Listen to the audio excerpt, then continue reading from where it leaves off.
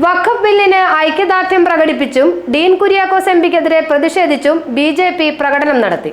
കേന്ദ്ര സർക്കാർ പാസാക്കിയ വഖഫ് ബില്ലിന് ഐക്യദാർഢ്യം പ്രകടിപ്പിച്ചും ബില്ലിനെ എതിർത്ത് വോട്ട് ചെയ്ത ഡീൻ കുര്യാക്കോസിനോടുള്ള പ്രതിഷേധം രേഖപ്പെടുത്തിയും ബിജെപി മണ്ഡലം കമ്മിറ്റിയാണ് പുന്നേക്കാട് പ്രകടനവും സമ്മേളനവും നടത്തിയത്.